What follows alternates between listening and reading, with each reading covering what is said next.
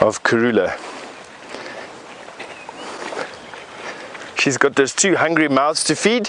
For those of you just joining the show, Karula is a female leopard who has had her territory in this particular area over the majority of Djuma Private Game Reserve for many years. She's by no means an ancient leopard, but she is a mature female leopard who's been holding her own domain over this area for ages. Now, how big is that area? Probably close on about 2,000 to 2,500 hectare. That is about the area that of ground that that Karula's territory is, that this female leopard's territory is. It's a fairly common size territory for a female leopard. They tend to be between 1,500 hectares and 2,500 hectares in extent over here, away from the rivers. On the rivers, on the Sand River and on the Sabi River, the leopard territories shrink because there's more abundant food. And as one or two of the reports that I'm reading about leopard territories is they can shrink down to about 400 hectare. So from 2,500 hectare per leopard female, that gives her enough space to hunt, enough to feed herself and to bring up any babies that she has, down to 400 hectare on the rivers, which is enough space for the cats living on the rivers to have enough to eat. But can you imagine the competition for space in over 400 hectares? Right, we probably need to keep our eyeballs open over here. Come and have a look here. Now, Mary, you've actually asked this question at exactly the right moment. You've just said, is it not scary looking for a leopard on foot? Mary, it is quite scary looking for a leopard on foot, except that it's much more scary bumping into buffalo on foot. I'm a lot more nervous of buffalo, mainly because there isn't much that we can do about angry leopard. To be quite honest, angry leopard are very difficult to see. They're very difficult to spot. Generally speaking, when a leopard runs out of the bush at you trying to chase you away, it happens almost faster than your eye can see. There's very little you can do about it. In most cases, they drop down onto the ground in front of you and leave at the same speed that they rushed at you, giving, well, you know, leaving lots of shaky, wide-eyed, lots of blinking in their wake. A buffalo, on the other hand, have this, I don't know, this meanness about them. I don't want to paint all buffalo mean. They're actually benign animals, but they're quite cantankerous. And right here we've got the very fresh track of a bull buffalo. This is the cloven-hoofed impression of the back foot of a buffalo, and fresh enough that it was this morning. You can see there that a fresh indentation by my hand looks very similar to that. Didn't happen right now, but there are buffalo in this area, and something that we need to watch out for while we are walking around here. Now, luckily this time of the year the bush is still fairly open.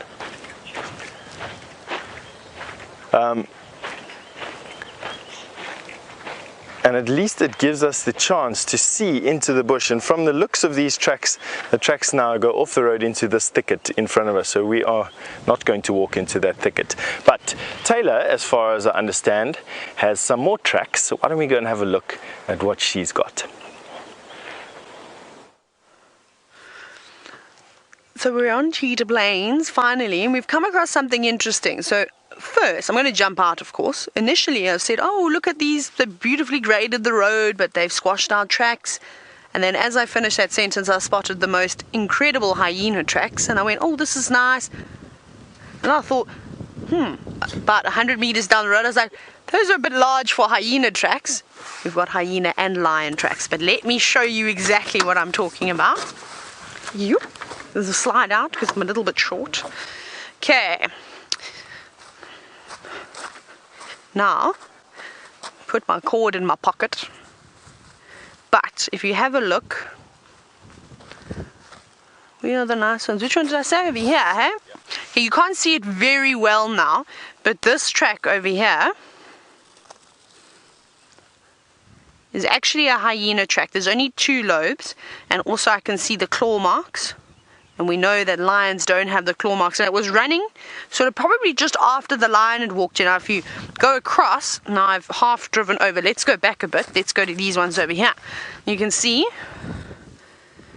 this entire little print over here. This is of course a big male lion track. And if you're just watching and you're wondering, how do I know off the go? Is that the track is as wide, as long, sorry, as it is wide. Can you see that? Very, very easy, whereas the lioness's track is a lot longer and a little bit more on the narrow side.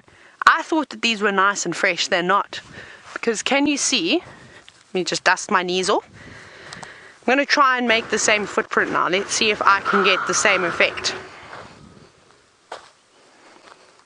Not really, hey David?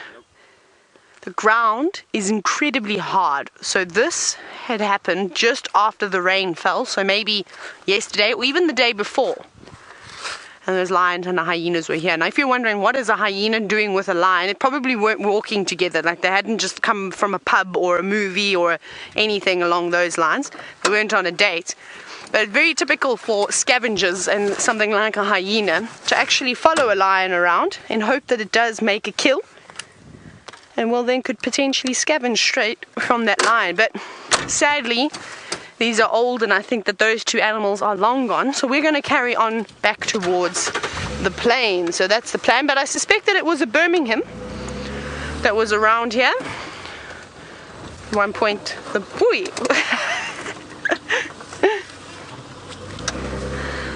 Now, sorry about that. With the new grading of the roads, it made for a nice bump. What am I hitting? Did I hit another bump? Maybe you just need to rev a bit more, get a bit more power. Now, sorry. Kirsty, did you say Child? I didn't hear that name correctly. Charles, sorry, there we go. Charles, you were wondering if we ever come across any unusual tracks. Of course we do. Some strange things. I think Stef actually has had a couple of strange ones. I think he had bush baby tracks yesterday morning, if I'm not mistaken. I don't even think I've ever seen a bush baby track before, other than in a book. So that would have been a new one for me. Aardvark or the anteater footprints, of course, are quite interesting. And even just seeing the different insect tracks, tortoise tracks, and lizards and snakes, they make for incredible ones. But we'll try and see if we can find some more interesting footprints, and if we do, we'll make a concerted effort to stop and show you. But typically you see lots of common tracks like impala and the waterbuck and the wildebeest, and they are very, very easy sort of to identify. If I see a whole lot of those, we'll go through them too. But at the moment they've scraped this road sort of nice and clean, and it is quite hard. And there were no other tracks except those lion tracks and those hyena tracks. Let's see if we've got maybe another little spot here. And this always happens. Every time you're looking for an impala footprint, which you would think that you wouldn't even have to look at, well, I tell you, it becomes difficult, eh, David? All of a sudden there was no impala walking in this area for ages. We've come to a little pan. It doesn't look like there's anything happening at this pan. Oh, there's a little Cape turtle dove and a terrapin. So there's the turtle dove. We'll have a quick look at it coming down to have a drink. And there's another one too. Can you see the... No, there it is. There's a little emerald spotted wood dove as well, just down in the left corner. The 2 of them coming through to quench their thirst. And then the little terrapin's head that's poking out. Is it a terrapin or is it a piece of mud? I don't know what that is. It could be mud. Do you think it's mud? Maybe it's a terrapin that's pretending to be a piece of mud. Obviously these things. I don't think it's a terrapin. Kirsty says it's a muddy terrapin. I'm not convinced. I'm going to see if it moves. I'm going to check. Let's see if its head bops down. That will be I'm going to go around.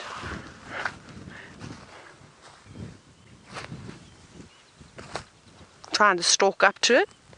Well, I'm sad to say that it is indeed a bit of mud, but I'll just have to poke it just to watch. I have to check for crocodiles.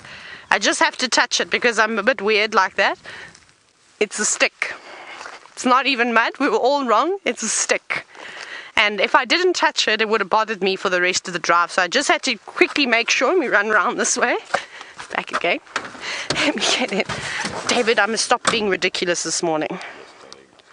I need to behave. Right, in I go. Close the door so I don't fall out. It wasn't, I can't even believe it wasn't even mud. I was so wrong. Just a stick covered in algae and a little bit of mud. Muddy, sticky. We'll carry on. Now, I'm so surprised as to how quiet the bush is this morning. I woke up honestly thinking that we were just going to see everything. Impala falling out of the trees, zebras everywhere, wildebeest and buffalo. But that's obviously not the case. And this is what we've been chatting about and we've been predicting for the last couple of weeks, is that once we've had all this beautiful rain, which is so necessary, the problem is that the other areas get rain too. So the south gets rain, the northern sectors get rain, and then the animals start to disperse. And this is now exactly what we're seeing, is we're going to have a lot of these quiet patches, but they'll be back again. Don't fear. They will be back once they've eaten all the grass that they can eat and exhausted their food sources. Then hopefully it would have given them an opportunity for this area to grow and sort of recover. But it doesn't look like Cheetah Plains has had as much rain as we have had. Hey David, it's not quite as green. We're coming to the plains. They're up ahead, I can see them. Let's keep our fingers crossed and maybe there's just something waiting for us. I don't know what. We will see. I would particularly like to see some giraffe and also a herd of elephants and an ostrich. David, any requests? I'll put elephants. Okay, so we've got 2 times orders of elephants, a side of impala and zebra, and what do you think, medium or large giraffe? Large giraffe? Okay, no problem. And an ostrich. I don't know, what type of ostrich would you like? A medium ostrich. Right. Not much going on in this little open plain, but look at all the grass coming through. But it's very little though. Little was a good way to describe how much grass it is. It's not very tall, but this is where, this area, if they could get another 10 or 15 mils of rain, so just an inch or 2 of rain, that'd be amazing. And now that the grass is starting to spread its roots, then we will form a nice grassy soft top cover. I heard some babblers. Let's have a look at the babblers. Where did they go? There they are. Can you see the babbler sitting up on top of the tree? Now, you can hear them.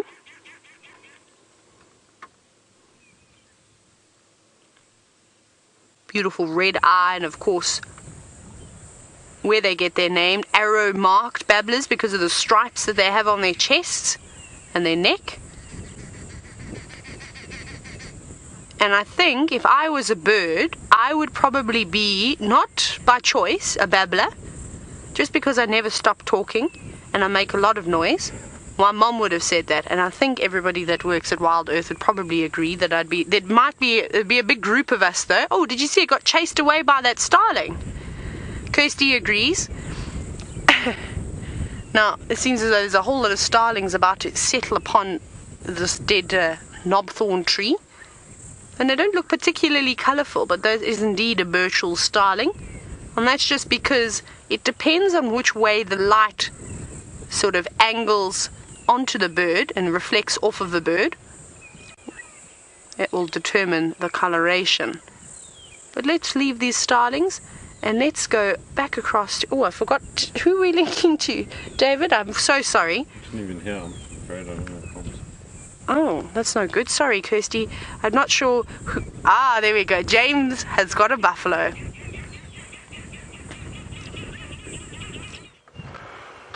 There is a buffalo, everybody, and interestingly, it was just eating some browse, which was quite strange, of course, because buffalo are not browsers, are they, Brian? No, they are grazers. No, they are grazers.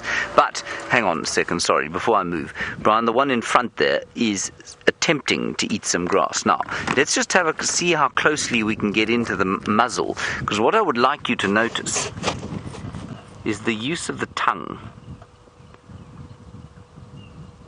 Now, if you watch the buffalo, this one is now, of course, grazing behind a log. Let's see what it does now. Now, they use their tongues to wind around long grass and then pull the grass out of the ground. Now, of course, if the grass is of golf course length, that becomes very difficult.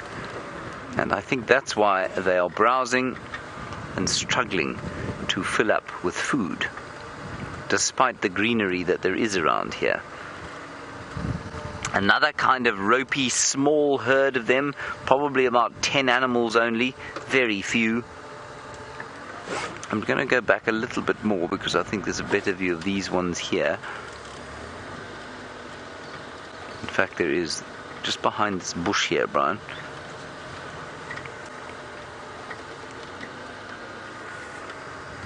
There we go. Give you a better idea. To also give you an idea that although it's green, you can see that the open areas are not exactly thick with grass.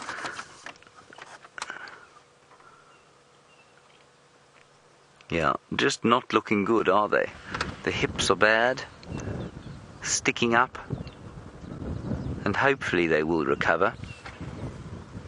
But again, this is totally normal.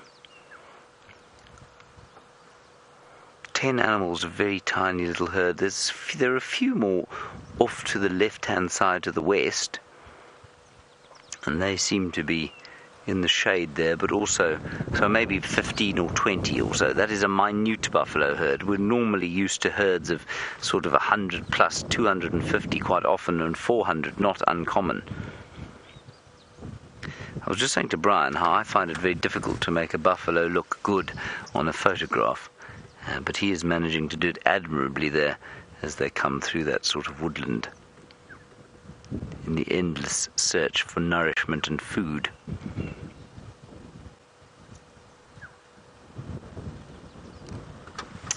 I'm going to go forward again.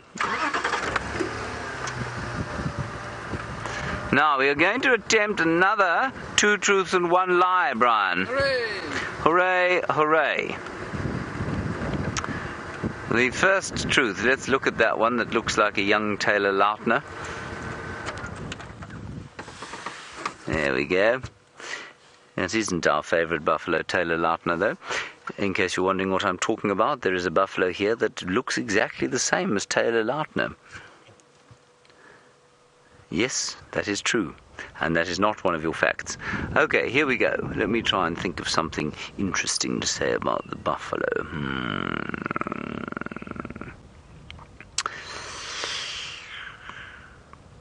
Right. Okay, here we go. Fact number 1. Buffalo milk is imminently drinkable by human beings. That is fact number 1. Buffalo milk is imminently drinkable by human beings. Fact number 2. Buffalo mozzarella is made from the milk of a buffalo. Buffalo mozzarella is made from the milk of a buffalo. Fact number 3. Buffalo meat is edible and delicious. Fact number 3. Buffalo meat is edible and delicious. So, fact 1. Buffalo milk is drinkable by human beings. Fact number 2. Buffalo mozzarella is made from the milk of a buffalo. And fact number 3. Buffalo meat is edible and delicious. So please hashtag Safari Live your answers to that astonishing array of facts, one of which is a lie, 2 of which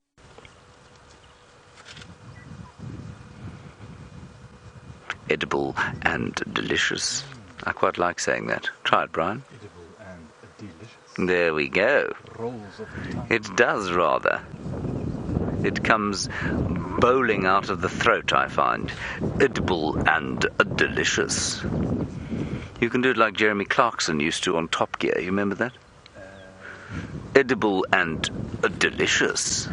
Yes. Good. Let's go back a little bit. and then I think we'll move on from these edible and delicious buffalo. We're going to head towards Treehouse Dam.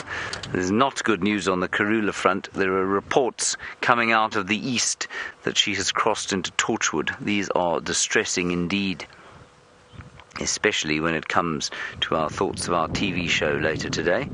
But Herbert is on the job, Stef is on the job, Rexon will be on the job very shortly, and hopefully we'll be able to provide two kinds of cats on the show this afternoon. Right, let us continue. I find the sight of distressed buffalo slightly distressing myself. Our tailor is with something that has often been compared with the buffalo, although they are not very closely related. Let's head across and find out what on earth I'm talking about.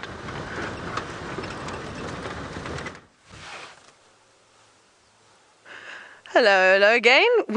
Unfortunately, I do not have any radio comms with anybody at the moment, but thank you, David, for that.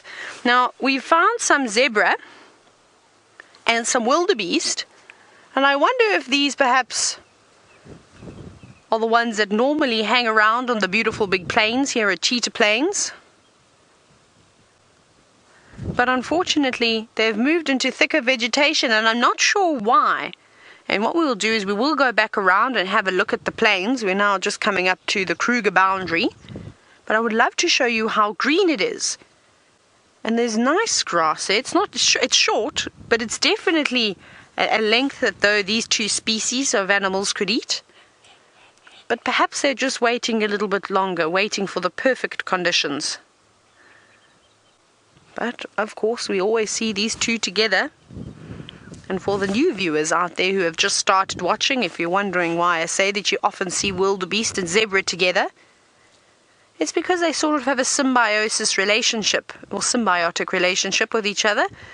And zebra's having a good scratch though. Trees are very important as scratching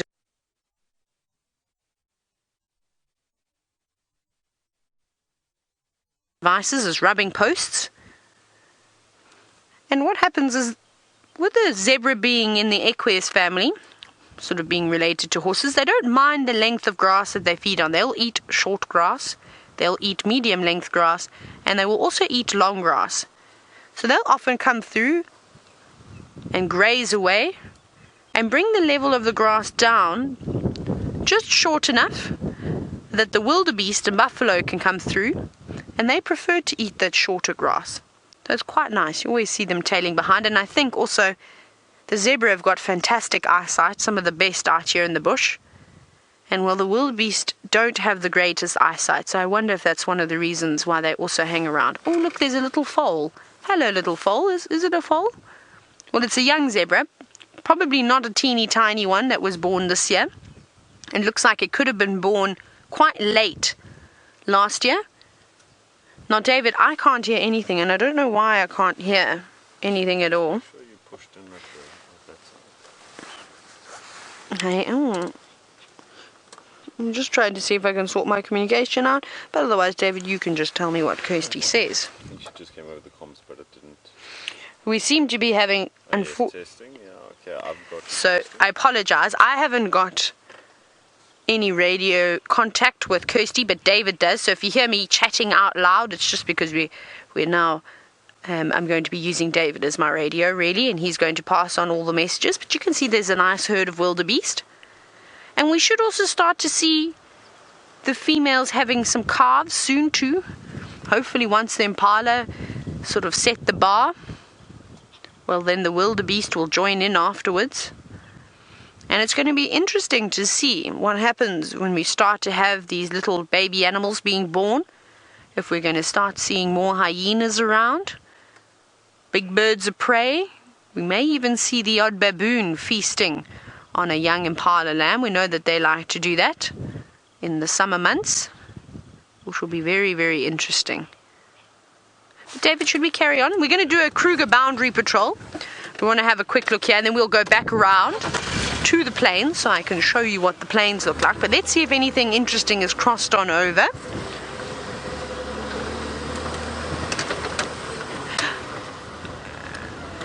Right, I very quickly got a little birdie in my ear from Kirsty, but I'm going to try and sort out my communication problem. And while I do that, let's go back across to Stef.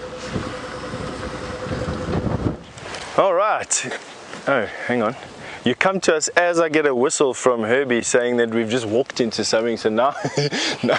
Hippo. I think it's a hippo, it's a buffalo or something. Hippo, buffalo, let me just have a look quickly with my binoculars. It is a buffalo. Okay, so now is the time for a little bit of mild panic. You know how it always goes. So let's just check the wind direction and we'll try and get into a safe place to actually show you this animal. Okay, so we need to get into the front of it. So you can see that the wind is blowing from me or from the sock to you, which means that to stay in front of this animal we've got to walk out this side. So come with me, let me see if we can safely show you this animal. There's no termite mounds around here, which makes it a bit more dangerous than if there were termite mounds here. So okay, I can see them.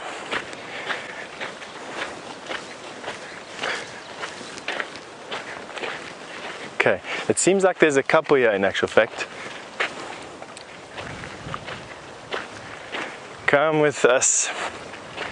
Okay, so there, through the gap there, VM. Yeah, all here. So Salvatore, you've asked me if we ever get nervous. Salvatore, I'd like to say that yes, I'm nervous pretty much all the time here. It's what's kept me alive as long as I have doing the occupation that I do. It's not a question though of being scared, it's just a question of being cautious, I think, and to not get complacent. Complacency out here will eventually kill you. There's just no doubt in my mind. So this is a herd of buffalo. If you have a look where we're standing at the moment, there is nothing to be considered cover or any elevation whatsoever. And so keeping, in this particular instance, keeping the wind direction in our favor is vitally important. And then making sure that you don't get yourself into any situation where animals are forced to make a snap decision as to their own safety.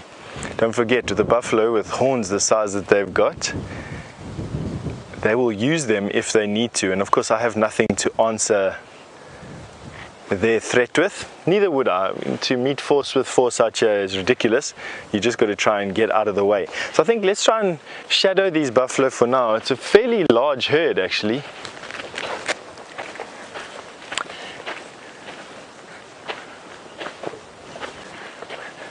Now I see the one buffalo has seen us. Let's just keep the wind direction in our favor. Alright, so what we don't want to do is cross, what we want to try and do in actual fact is cross in front of this herd. But it looks like that option is slowly not becoming an option. So I'll tell you what we're going to do. We're going to decide how best to deal with this particular herd of buffalo, and Taylor's got a bird, so we're going to catch you on the other side of that. We've come across a African cuckoo. We actually heard it calling, and I thought, oh, we probably won't see it, it's up in the tree. And well, to my surprise, it wasn't. It was sitting right here on the branch, looking towards us, and I thought that once it realized it had been spotted it would fly away, but apparently not. Now these are incredible birds, and it's so nice to see them in the summer months. Most of them will come and breed here, or some of them just come and visit, and they are specialists in feeding on caterpillars, especially the hairy caterpillars. So all those wonderful things we've been finding and James has been showing you under the microscope, they will actually catch them and eat them, which I think is quite amazing. I don't think there's too many birds that will feed on the hairy caterpillars, because sometimes they can cause an irritation to the certain birds or certain species that try and feed on them. But this is incredible. And as you know though, I'll just quickly tell you a little bit about which species they like to use as their host, because we've been chatting about it and we know that the cuckoos are brute parasites, and well, they seem to like to use the fork-tailed drongo. in this particular area, which will be nice. So we're going to keep an eye out for that in the up and coming weeks and a couple of months. Is when we see a fork-tailed drongo, we're going to have to keep a close eye and see if we can find a bird that's following them that doesn't look like a fork-tailed drongo. So that'll be quite exciting, don't you think? And I think we'll see that with the Burchell starlings too. There's a couple of cuckoo species that will use the starlings as hosts. And it's been a dream of mine. I've actually never seen it. I've seen lots of pictures and photos of a much smaller bird feeding a much larger cuckoo. But to see it for myself will be very, very lucky. And I'm so happy that this cuckoo is actually just sitting here and giving us an opportunity to have a good view. So I'd like to hear from you. Which cuckoos have you not seen? So I'd love to hear from you. So if you let me know which cuckoos you haven't seen, or listen very quickly. Did you hear it calling? It stopped now. So you can hashtag Safari Live which cuckoos you are missing and you need to see. But let's go back across to James, who has got a much larger bird. There, everybody, is a very vast bird indeed. It is the Marshall eagle. The largest eagle that we get here. Did you hear that, Brian? Is it? Do you think it was a sneeze? Or a snort? Or a snort? Now, this Marshall eagle, of course, could take a very small impala. I've seen them take baby impala before. But that snort, we're still kind of looking for the lions, mainly because, well, not really because I want to stare at flat cats this morning, because I've no doubt they are very flat at this stage. It's got quite warm quite quickly.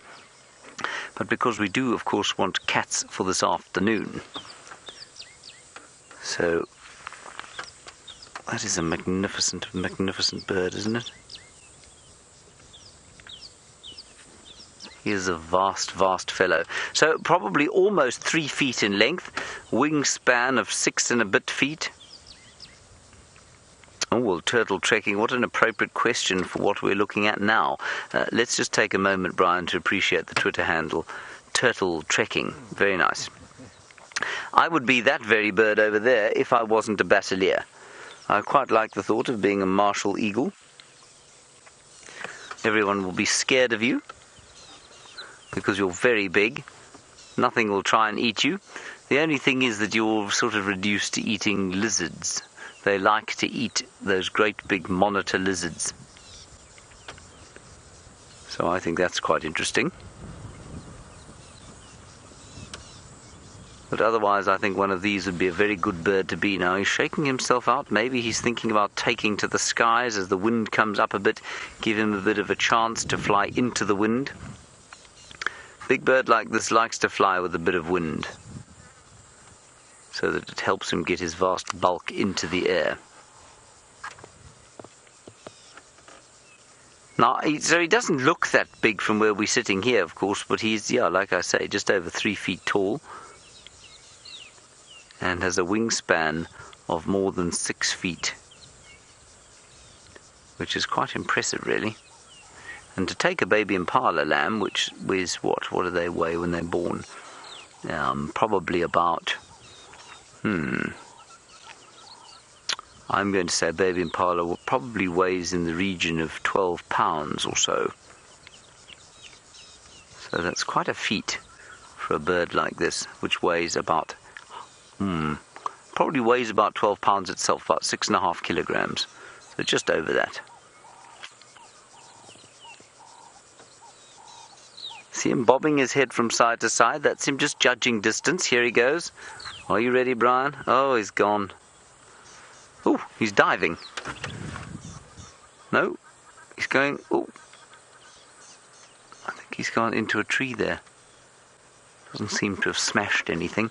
I'm just going to quickly drive in here, because I heard that sneeze, and I just don't know that we aren't hearing the sneeze of a lion. There's an old game path in here. I'm just going to stick my nose in for 1 minute. If If we found a lion on the back end of a sneeze, I will be seriously impressed with myself.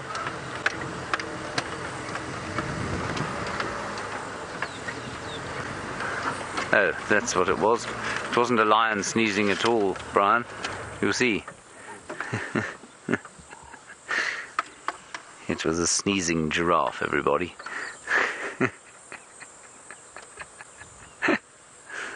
What a pity. Well, I mean, look, it's still quite nice to find a giraffe by its sneeze, but would have been better to find a lion.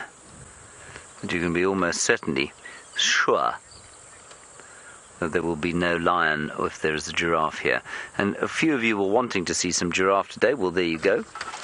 Your wish, as they say, Brian, is my command. Wonderful. Young bull giraffe eating knobthorns for breakfast. Knobthorn, of course, well, I don't know. I mean, the thought of rushing my tongue over a knobthorn branch gives me those horrible toe-curling feelings. My hand would be ripped to shreds, let alone my tongue. And yet there the giraffe sits, wrapping its long, blackened tongue over the leaves and somehow managing to deal with the thorns.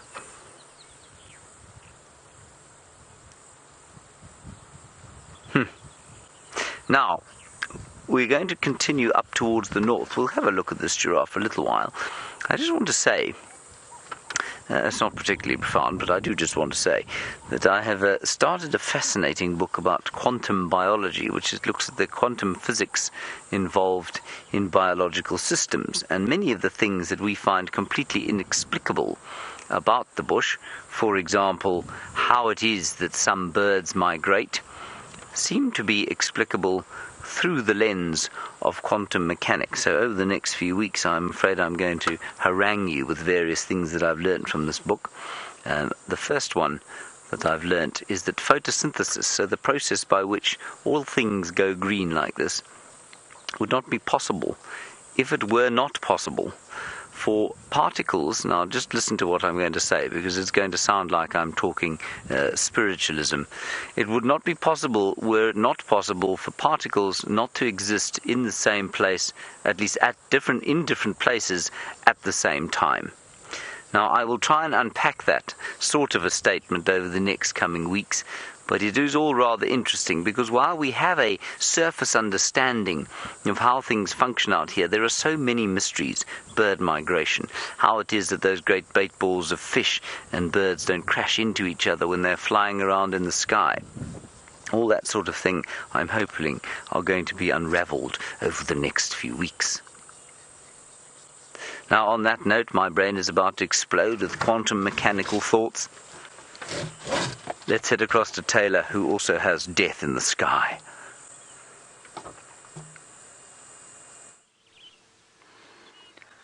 We've come across a stepped eagle. How incredible is that? Now, quite a confusing species between, of course, the tawny eagle. I thought I heard something, but it was just the camera making a noise. Now, it's quite easy to tell the difference, though, because of those little white markings on the tip of the wings. But also you can see how much darker, sort of more chocolate brown the wings are compared to the rest of the body. And that's very typical. And then when they fly, they've almost got a slight white sort of barring underneath their wings. And I saw another one flying around. So I think that there's a pair of them that are over here. Now, it's quite incredible because we don't get to see this bird all year round. They come from far away. And I wonder, I'm going to actually do a quiz now. Can anybody guess where these birds come from? And the name gives it away. So where do you think these stepped eagles migrate to and from? Remember, we don't see them all the time. And I'll give you a clue. They are Palearctic migrants, but I'm not going to tell you just yet. And if you'd like to answer, you can send your answers through to, you can either hashtag Safari Live on Twitter, or you can send us an email, questions@WildEarthTV. Now, I apologize. We are on full zoom at the moment. It's quite far away, so the slightest movement and the bit of wind that we've got is causing the camera to shake a little bit. But that's incredible. This is definitely the first eagle, the first stepped eagle that I've seen this year.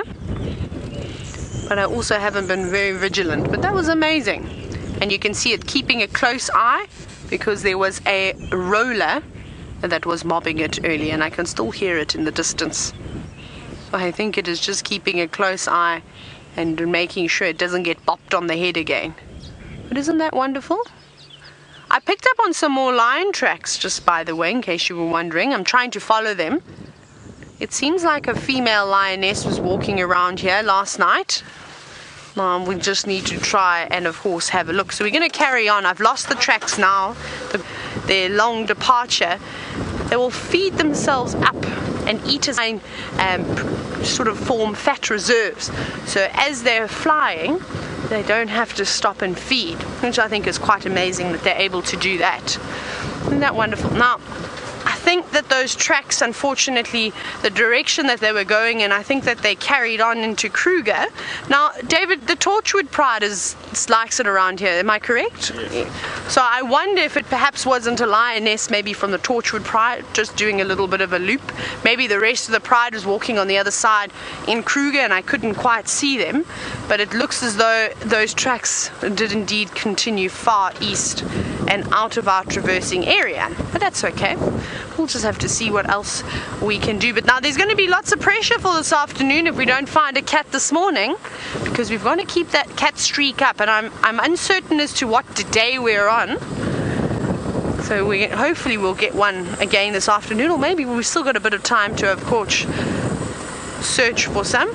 Now we're going to continue and see what else we can find for you, but let's go back across to Stef and see if he's managed to come across something incredible. It's been quite an adventure getting away from that herd of buffalo that we were with in the last time you saw us. I must be honest with you, getting around them has been difficult. And the reason for that, let me draw it for you here in the sand, is that we were on a road. So let's say that that's the road. We were standing here. I'm going to put us as there when you left us. The buffalo were moving like this, and the wind direction was coming from this direction like this. The wind direction was blowing from the buffalo onto us, which is where we wanted to be, but we needed to find a way either to get around the front of the buffalo or through the buffalo or around the back of the buffalo. Now around the front of the buffalo is always the safest bet, because buffalo, they walk in a group, a tight group.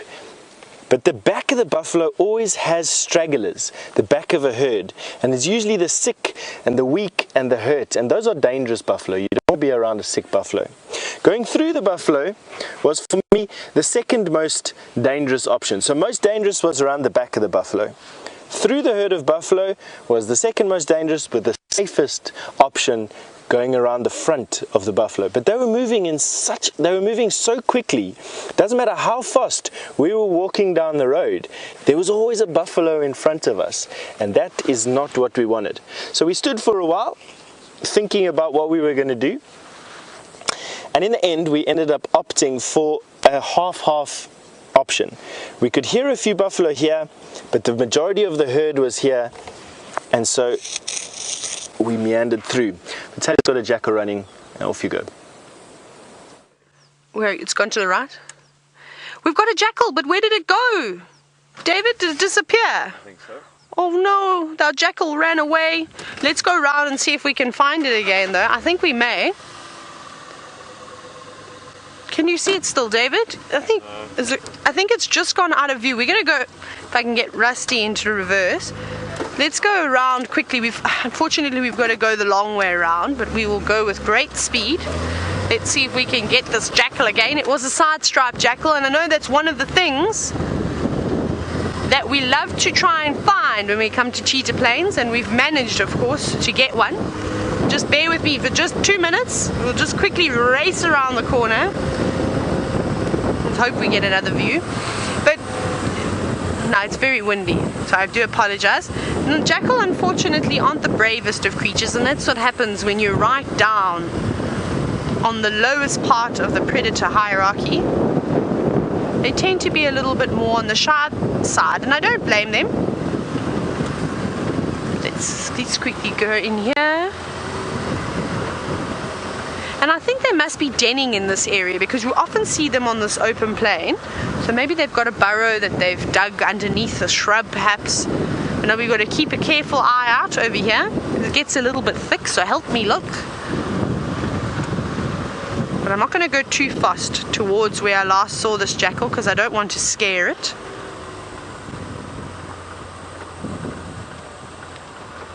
Let's see, jackal, jackal, jackal. Where are you? Went in here somewhere.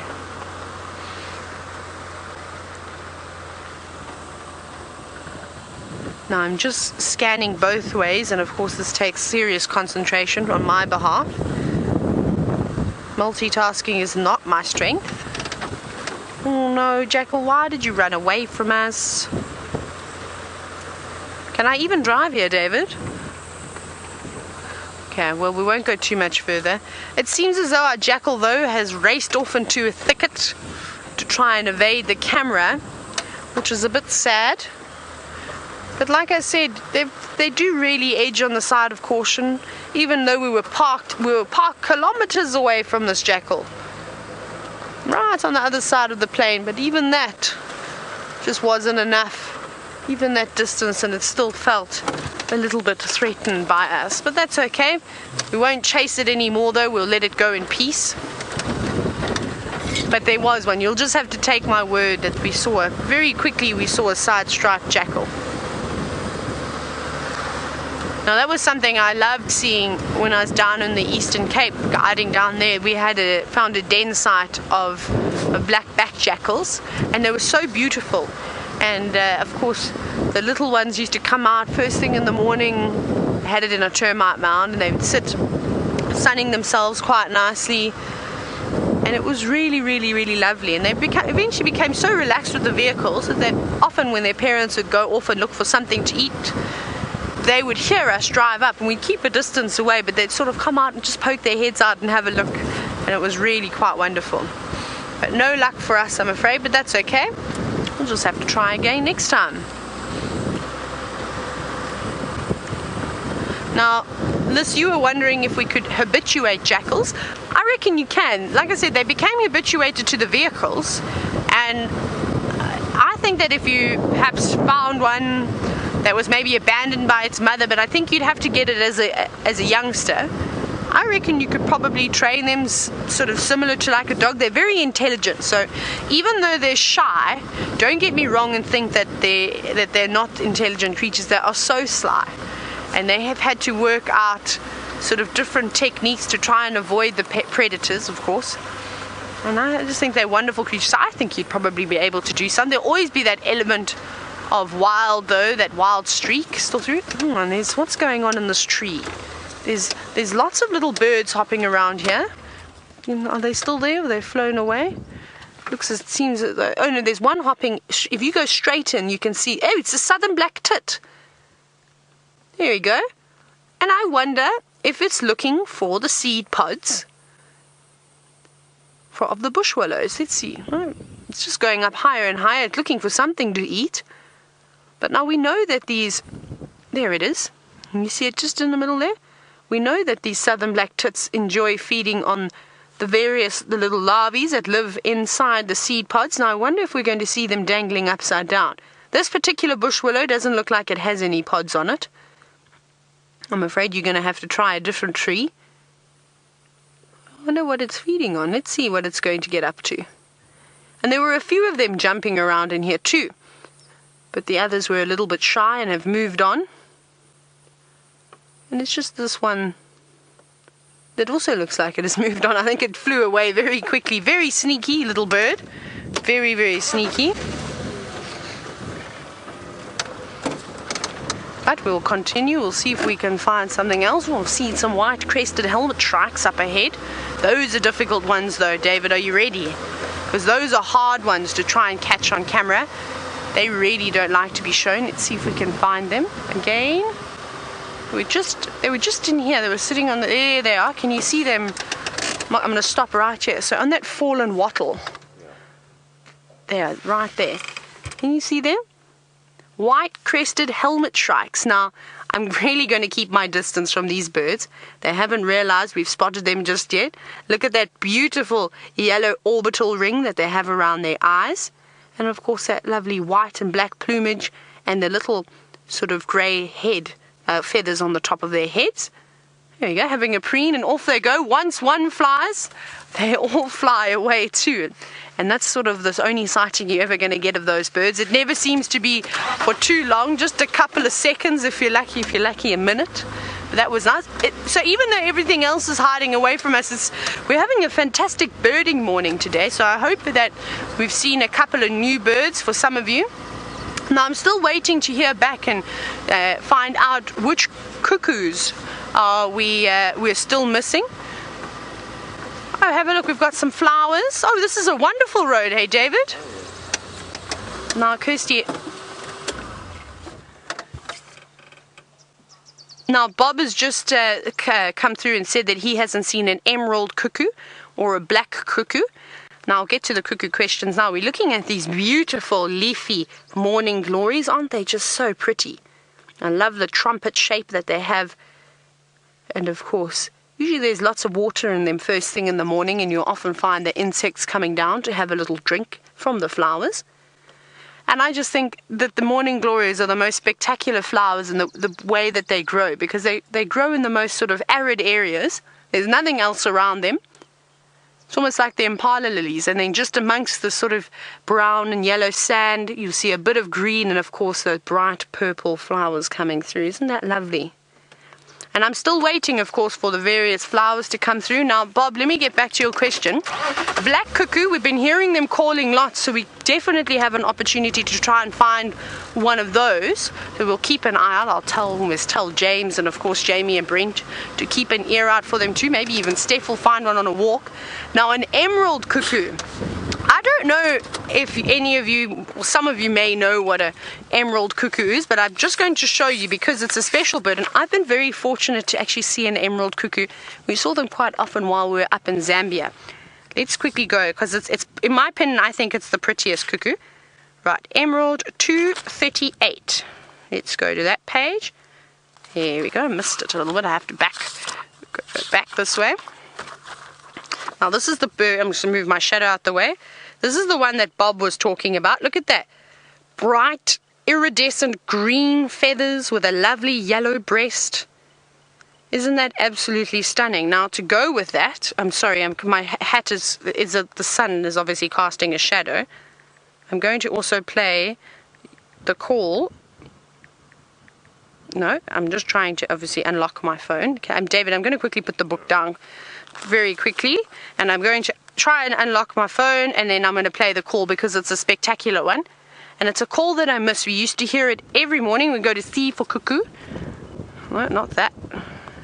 And this app that we have is just absolutely just shift so I don't obviously cast my shadow. Let's find it. There it is. Let's play the call. You hear that? Hello, Georgie. No. Amazing, right? That's what we used to hear first thing in the morning, along with the orange-breasted bush shrikes, sort of saying, "Coffee, tea, and me, coffee, tea, and me," because that's what they always shout. And then, of course, the beautiful emerald cuckoo going, "Hello, Georgie." The problem was, though, I've never worked with anybody named Georgie before. I don't know who they're calling.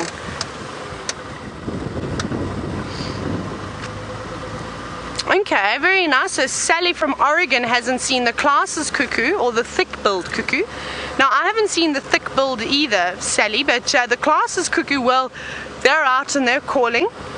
So we'll definitely have a look for them. I saw one the other day. I was just walking around the DRC, and I got so excited because I first thought it was a Deirdre's cuckoo.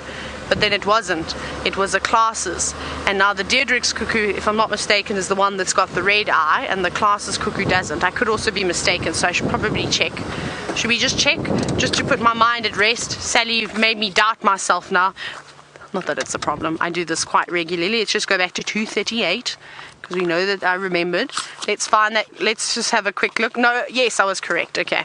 So just in case you're wondering, so there we go, Sally. So the class is Cuckoo. The one in the middle is just green and white and lacks barring. Well, the juvenile and the female has a bit more barring. But the males are the ones that we sort of hear calling quite ferociously. And then, of course, just up from that, you've got the Deirdre's Cuckoo, which has got the beautiful red ring around its eye. Can you see that? And then, of course, the barring down on the wings and just sort of underneath the breast. But very difficult. If you see them flying, please don't worry. I mean, I'll misidentify a class's cuckoo from a Deirdre's cuckoo if they're flying and not making a sound.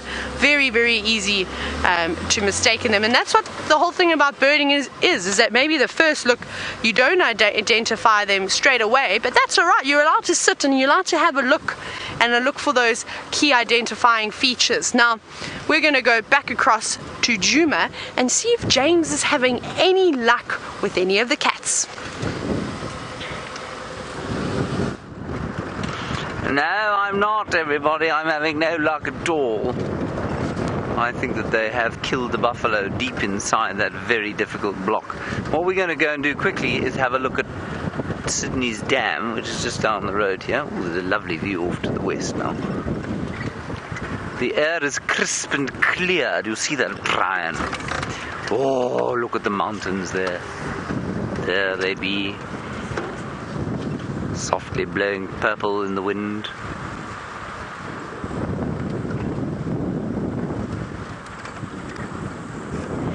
Now answers to the 2 truths and 1 lie while we roll down the road here. I've forgotten the facts. What were they again? Ah, yes. Fact 1. Right. Fact 1 was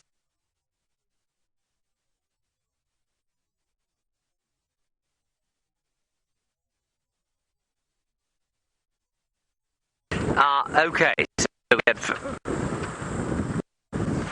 yes, I know. I've been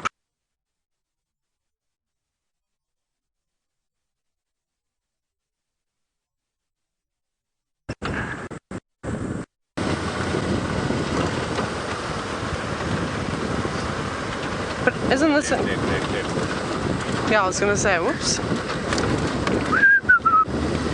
Right, now we are, well, David, what are we looking for? Anything really, hey? We're just taking a bumble. We're actually going to slowly make our way back towards Djuma because just as quiet as Djuma is, unfortunately, so is Cheetah Plains. Now, I think I was driving where I wasn't supposed to be driving, but we'll just...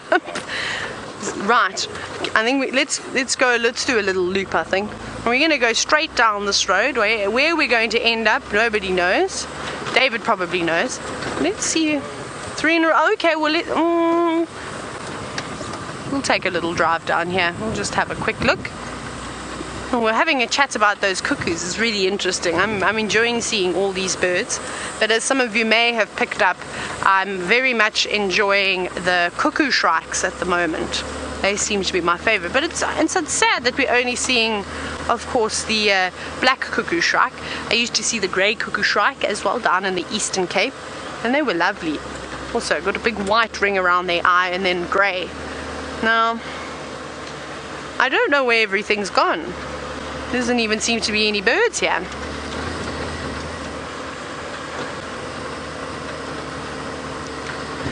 Now,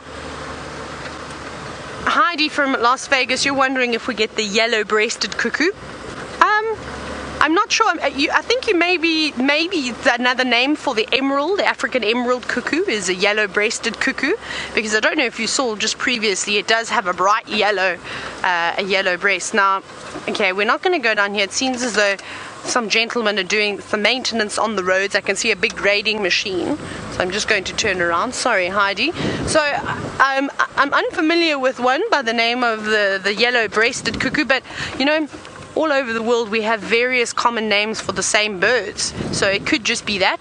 But I think that you could be talking about the African emerald, which is the only cuckoo that has a bright yellow sort of breast on it. It's quite a beautiful bird. let's carry on. David, I think we'll take your recommendation and go the other way. I don't want to have to try and fight a big grader for the road.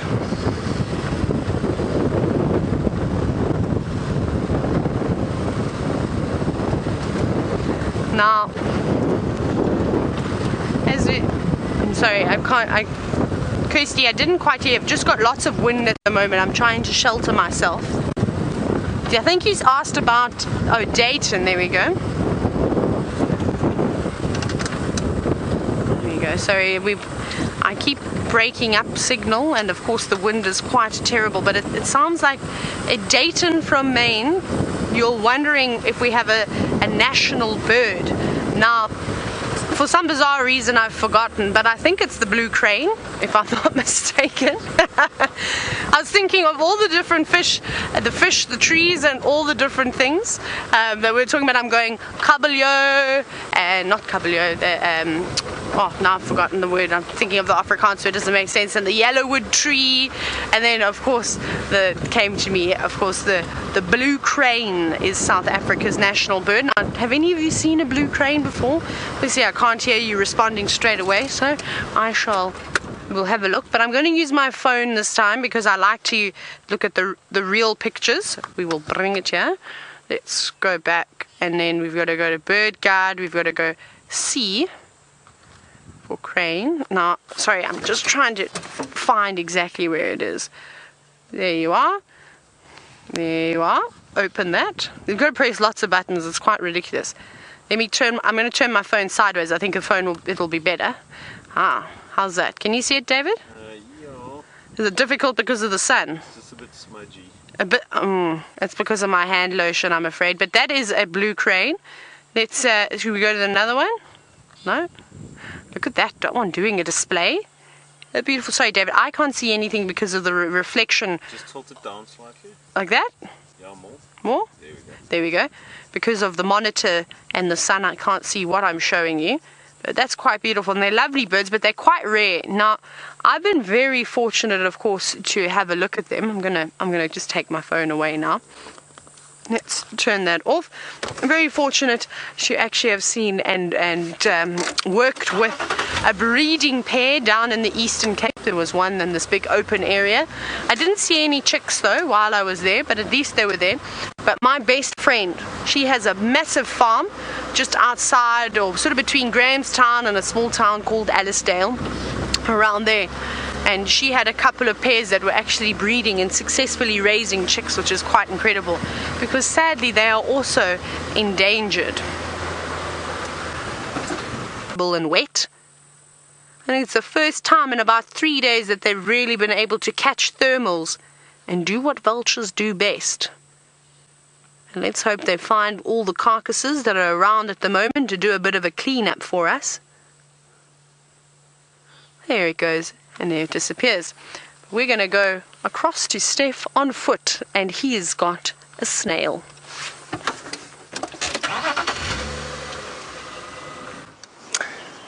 Now, it's not every day that we find giant land snails, but it's even rarer that we find young giant land snails. This is one of the smallest giant land snails that I have ever seen.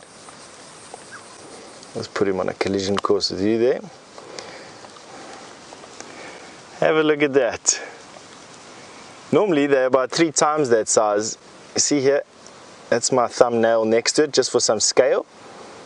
And this is about as small a shell as what we find. Now, I cannot for the life of me find, he's just hitched up his shell again. Spider too. Oh, is there a spider there as well? The jumping spider. Oh yes, on the end of this branch. The jumping spider that's in the orbit of the snail there is looking at it now. With his one eye. That jumping spider's waiting for a hapless victim, probably a termite. These jumping spiders that are this color and live on the sand eat termites. Now the snail's displaying an unusual characteristic in that it's only got one eye sticking out, and I'm wondering if the other eye isn't damaged or has been bitten off. You see, he's only got one eye coming out. Looks like his other eye stalk has been bitten off. So he only has 4 eyes coming out. Well, they're supposed to have 4. He's only got 3. 1 long one, 2 short ones.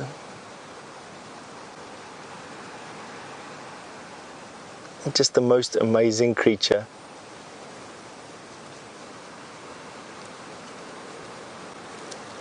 Not scared? Let's watch his eye come out there again. I just find them the most bizarre creatures. Here comes his eye. And hitches up his shell and carries on with his day.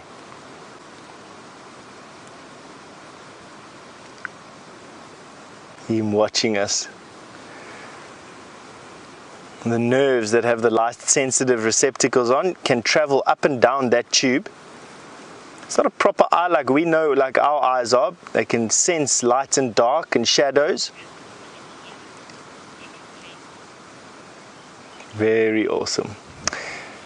All right, let's send you over to James, who's got a very surprising oxpecker for you. I do have a surprising oxpecker. It's so surprising that it's invisible. You see that, Brian? I do. Yes, it's not there anymore. It's just on the other side of that buffalo, everybody. It's a yellow-billed oxpecker, which is not that uncommon in this area, but it is unusual. I promise it's there. Where is it, Brian? How very distressing that it seems to have disappeared. Let's keep watching. In the meantime, let us do our two truths and one lie fact. I'm just going to get the results from that.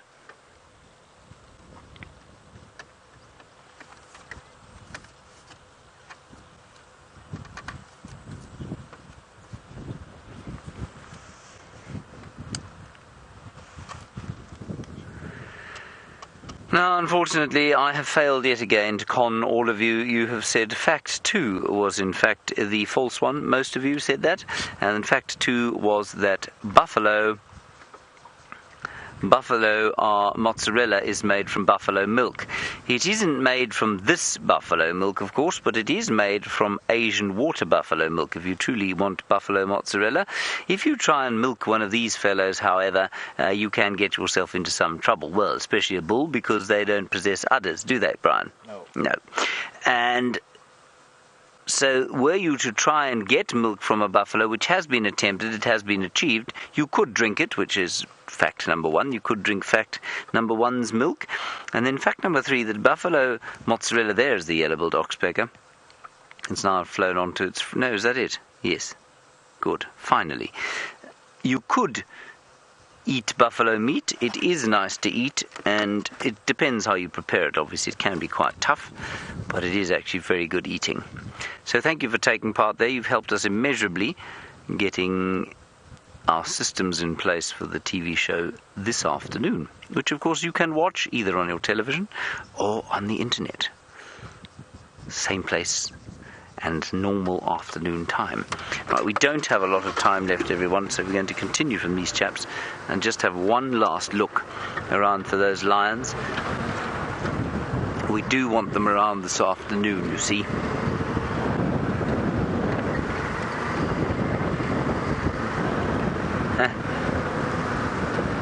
Hello, Betty in Texas. You've made a rather amusing breakfast comment. You say, buffalo are indeed delicious. You say you love buffalo wings. Well, buffalo wings, of course, for those of you who don't know, are in fact chicken wings, if I'm not mistaken. Not so, Brian? That you might purchase at a Kentucky Fried Chicken. Or any other chicken selling place. Thank you, Betty.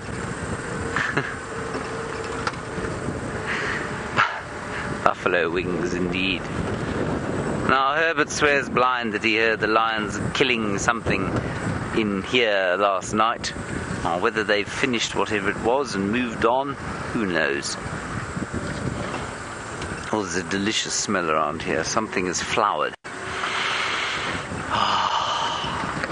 I love that smell, especially when the grasshoppers are calling, tick, tick, tick, tick, tick, tick, tick, and the cicadas are going, fizz, And there's just a lovely sort of verdant, it's not a verdant, it's the wrong smell. It's a kind of fertile smell. Everything smells like it's growing and living and thriving. Except whatever was killed here.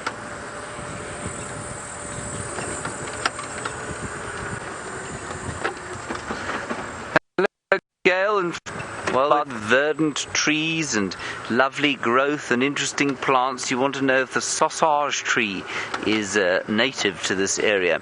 There is one sausage tree here, and it looks like this year it's going to flower.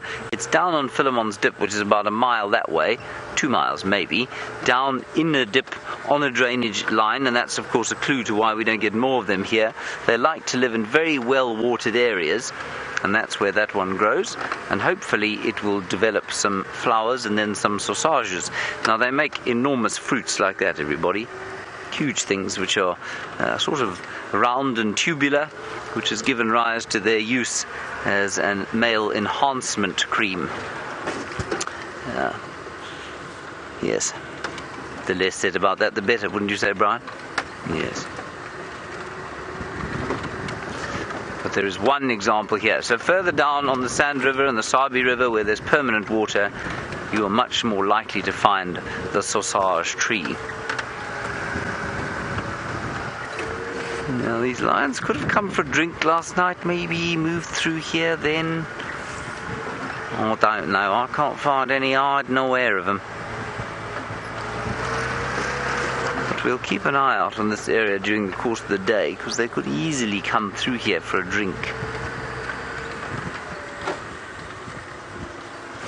Oh, and Aqua, you're wondering about my very favourite smell out here, the gardenia. And you're saying, have any of them bloomed? Brian, there's a bird up there hovering. It's not hovering anymore, it's now turned. I think it's one of the wallabies. Aqua, there are one or two that have flowered, yes, and then they unflower very quickly. Can you say that? Their blooms finish very fast. So they flower, and then that flowering kind of disappears within a few days. That's Mrs. Wahlberg. The tail looks far too fat. This stage. Good. Very nice flying of the bird. Marvellous. Alrighty. Let's continue on our way.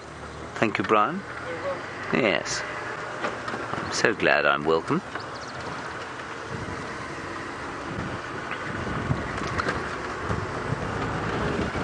I might just show you a picture of that because it might be a little bit confusing.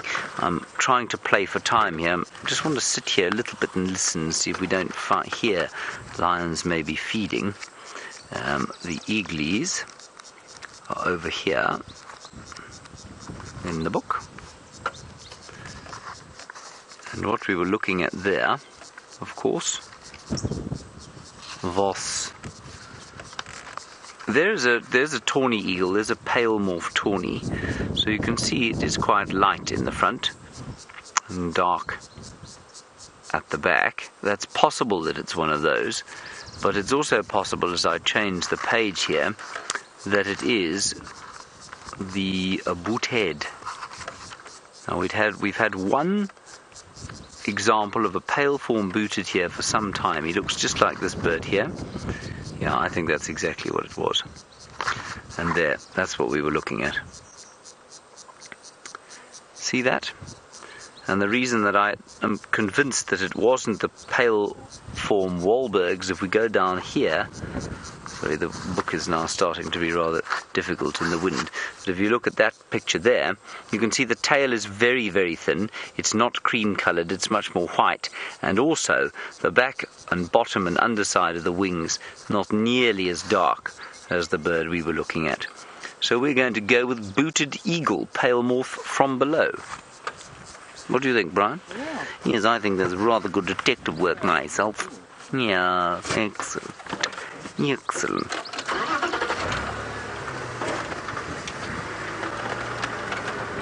Down the dip for the third time today.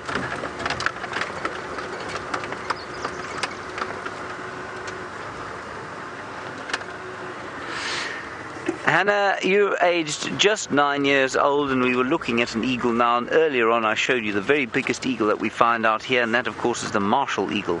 And you want to know why it's called Martial. Well, Martial is spelled M-A-R-T-I-A-L, which basically means military, or to do with armies and navies and air forces. And I think that it's called the Martial eagle, and I don't know this for sure, Hannah. I think because it looks so very stern, it looks like a sort of angry, enormous bird, and I think it looks like it's sort of military general, and so that's why I think it's called the Martial eagle.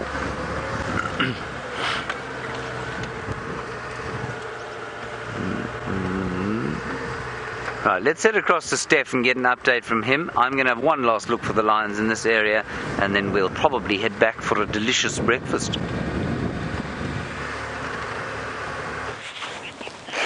We're also heading back for a delicious breakfast. But before we go, I just want to share one of my favorite plants out here with you. I know we do this all the time, but quarantine has been so bereft of plant material for the last couple of months. I haven't been able to do this, but I really enjoy using bush plants for things that we use out here. And one of the things before I have breakfast that I like to do is always wash my hands, because you know we've been playing with plants and dung and whatever else out here during the walk. And these devil's thorns make the most incredible soap. They contain a natural saponin, it's a compound that produces soap out here. And so you pick a few leaves, you crush them up or bruise them, you add some water,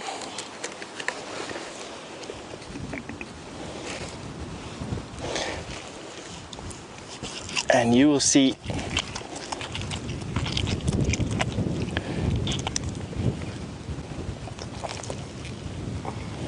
the soap. Kirsty says that it's a lovely ushy sound. It is exactly that. It's a soapy sound. It's a You sound. Yeah. Now, not only is this makes delicious soap, but it's also a fantastic lubricant. And so you can use it on areas of chafe on your body. You know, at the end of the day over here, uniform and the like can get a bit abrasive, and we use this in areas where shirts or shorts are rubbing a little bit. VM is looking at me with a big smile on his face. This backpack can chafe him a little bit in places, and so he's wanting to know where we can sellotape some of this to his skin. And then once you've finished with the soap, then you just use a little bit more water just to wipe off the residue, which dissolves readily. And it leaves your hands with the most unbelievably clean feeling. It's something that a commercial soap just cannot give you. It's this scrubbed feeling. And there, my hands are nice and shiny. All ready for breakfast. That's exactly what it is. All right. And that, oh, I didn't even tell you what plant this is. This is a devil's thorn plant. So it's actually a weed out here, but it grows like anything on the top of all of these clearings. Now, funky jazz fingers, you asked me what does it smell like. It doesn't have a smell. It doesn't have much of a smell. You've actually got to add plants that smell like something to it. So I'm smelling it now. It smells very similar to glycerine, or to, I would say, yeah, to glycerine. To like it's a clean smell. There's no perfume to it whatsoever. It just smells very glycerine-y, I think, you know. Yeah, no smell. You've got to add some smell to it. There's also plants out here that have an aniseedy smell or a minty smell, and you could add a smell to this very easily, I think. I think if I was going to bath with handfuls of this stuff, that I'd probably try and scent it with something. But for hand cleaning, you don't really need that, and it's just very awesome. Alrighty. We're back on quarantine. Today we have marched. I tell you, we have gone from camp to Treehouse Dam, from Treehouse Dam to Gowrie Main at Twin Dams, from Twin Dams running away from some buffalo, all the way back up to Weaver's Nest, and then along Weaver's Nest back up to quarantine. It's probably a walk this morning of close to about 6 miles, which through the bush is significant. Come with. Now, X-Ranger, you've asked me if there's any antibacterial properties in that plant. No, it's just a soapy plant, so you can use it as a soap base. You'd have to add things with antibacterial properties. I'll see if I can find you some. There is a plant that grows on top of quarantine with antibacterial properties. I'll see if I can find one for you before the end of drive. Here we go. Let's see if there's one here. No, not that one. Just now, let's go and look on the shadier spots. But there are plants that you'd be able to use for that, X-Ranger. There are the whitehead or the whiteberry bush out here that has antimicrobial properties in its roots, and so you could take that out and you could crush it with a rock or a stone or in a mortar and a pestle, and you can add that to the leaf before you put it onto your skin, and it would work incredibly well for that. You can even add it some bark from a marula tree. So you could use the inner bark of the marula tree that's growing there in the distance. You could crush up some bark juice into the soap, and that gives it an antihistamine effect. And then sickle bush. Where is a sickle bush? When you need one, there aren't any.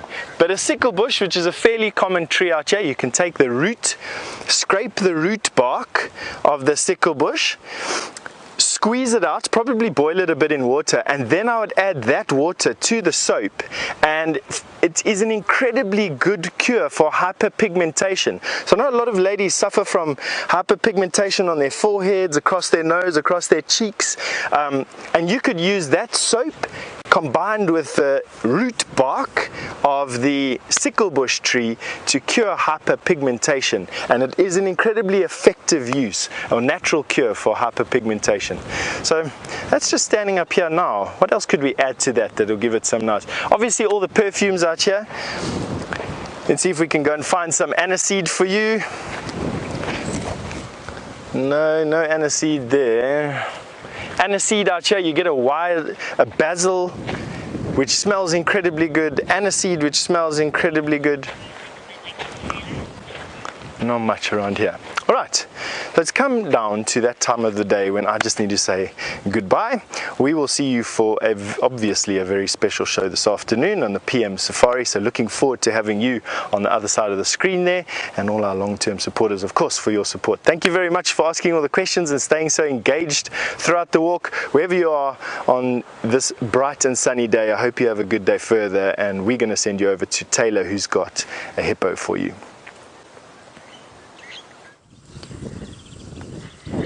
I believe this is the same hippopotamus that you saw earlier with James, so I just thought I'd pop past and see if it was doing anything else, but no.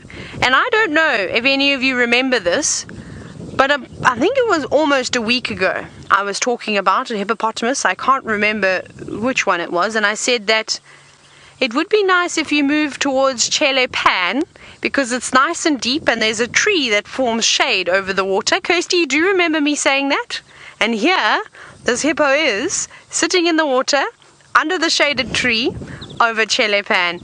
Okay, Kirsty says she doesn't remember me saying that, but I promise you I did say it. I think I was with Brian. Maybe I could have also said it in my dreams though. I always think that this dam is a perfect spot, and it's not quite deep as you can see, but deep enough for the hippopotamus to roll around in and keep himself cool. But I think it is much better than the dam where the camera is, just purely because at least there's a tree that provides some shade. It's also better than Buffels Hook Dam. And we know how sad it is for these animals to have to sit out in the sun when the water is not deep enough that it doesn't cover their backs.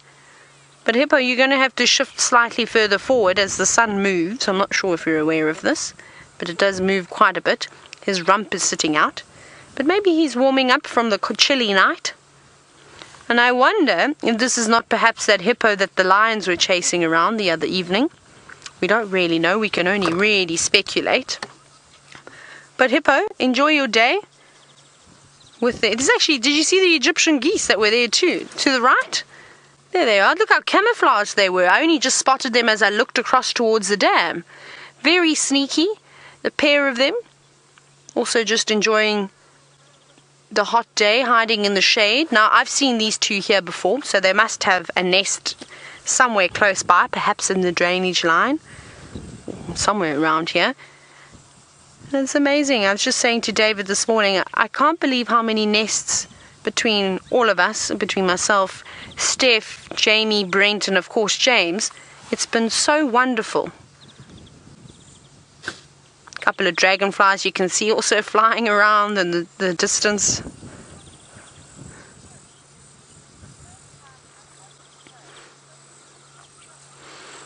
Hello, Kerry. Fantastic. I'm so glad that you stumbled across Safari Live. Isn't it wonderful? And I hope you continue watching. Now, we haven't had any cats today, but keep watching because you never know what we could, of course, see around the next corner. You've also missed out on the elephants. They're gone today too, but don't worry. They'll be back and they'll be around to say hello. So, Kerry, it's fantastic to get to know your name, and we hope we hear some questions from you too. Now, unfortunately, I'm going to have to say a goodbye to you, but I hope that you had a wonderful morning with us, a different type of a safari, not a cat safari, but hopefully we'll get them this afternoon. So from myself and David, have a wonderful day, and we'll see you a little bit later. Let's go back across to James. I've just come into the one area that I thought we might be lucky, everybody. It was a place that the lions have spent quite a lot of time, and I thought maybe they would be here, because this is roundabout sort of where Herbert said he thought he heard the sound. But unfortunately, they are not here. But we did see a pearl-spotted owl that came leaping out of a tree, and I'm going to see if I can't inspire it to come towards us by whistling its tune in the last few minutes. A couple of dead bushes there we just got to get past. Scrapey, scrapey. It was just over here, so I shall make its whistle.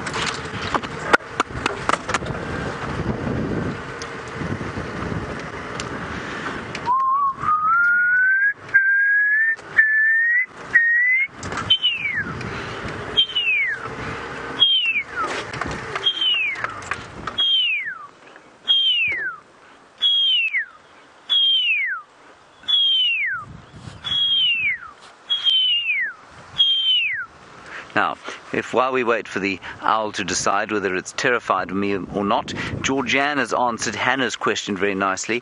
Georgianne, you say martial eagle comes from the Latin or Greek, would it have been Latin word martialis, which comes from the Greek god of war, which was, of course, Mars. So that's where the word martial comes from. And Roman god of war, Latin, Rome, Greek, Greece. Should be quite easy to remember. Anyway, there we go. So the Roman god of war, Mars. That's where martial comes from. Thank you very much for that, Georgianne. I wasn't totally wrong, but I wasn't quite there either. Now we have 2 minutes left. Let's quickly drive along here over this very dead piece of Balanites tree.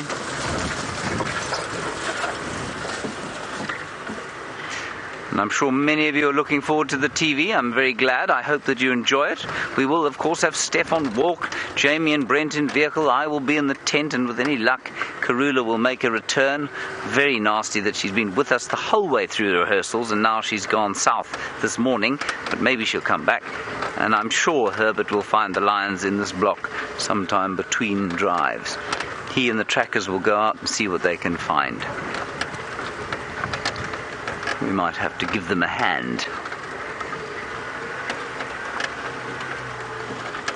Right, we have just a minute left of drive, so please do join us. Remember, today's, at least this afternoon's afternoon drive, yes, is going to be from 4 to 6. There won't be a last hour, so it will be TV broadcast from 4 to 6. You can, as I say, watch on the internet. You don't have to watch on your television. And then tomorrow morning there will not be a drive on account of the fact that we'll all be so exhausted. Not so, Brian? Yes. Yes, so exhausted. We will have to have a rest. Okay, everyone, that's going to be it from us. I'm sorry about the lack of cats, and I'm very sorry to have been party to the first cat-free drive in well, it seems like about 8 years. Anyway, sorry about that. We'll hopefully rectify it by the afternoon. Thanks for joining us on Drive. It's been great to have you with us. Thank you, Brian. Thank you, Kirsten. Thank you, Taylor. Thank you, VM. Thank you, Stefan. We will see you